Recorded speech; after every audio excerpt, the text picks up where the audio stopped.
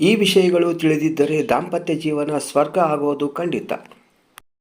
ಬಾಹ್ಯ ಸೌಂದರ್ಯಕ್ಕಿಂತ ಆಂತರಿಕ ಸೌಂದರ್ಯ ಬಹಳ ಮುಖ್ಯ.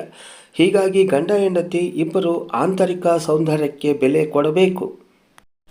ಗಂಡ ಹೆಂಡತಿ ಇಬ್ಬರ ಮನಸ್ಸುಗಳು ಒಂದಾಗಿರಬೇಕು. ಹೀಗಿದ್ದಾಗ ಗಂಡ ಹೆಂಡತಿ ಜೀವನ ಪರಮ ಪಾವನ.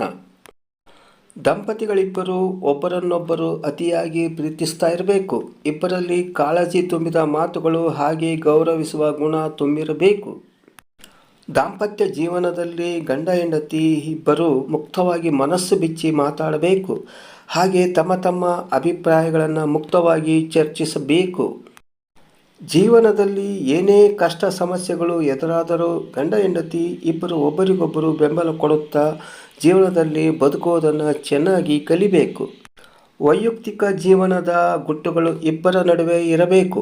ಯಾವುದೇ ಕಾರಣಕ್ಕೂ ಇಂಥ ಗುಟ್ಟನ್ನು ಇನ್ನೊಬ್ಬರ ಬಳಿ ಹೇಳಕೂಡದು.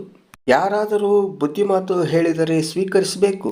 ಆದರೆ ಸಹಾಯದ ನಿರೀಕ್ಷೆ ಇರಬಾರ್ದು. ಕರುಣೆ ತೋರಿಸೋ ಜನ ಕಷ್ಟಕ್ಕೆ ಆಗಲ್ಲ ಅನ್ನೋ ಸತ್ಯ ನಿಮಗೂ ತಿಳಿದಿರಬೇಕು. ಧನ್ಯವಾದಗಳು. ಈ ವಿಡಿಯೋ ಇಷ್ಟವಾಗಿದ್ದರೆ ಒಂದು ಲೈಕ್ ಕೊಡಿ.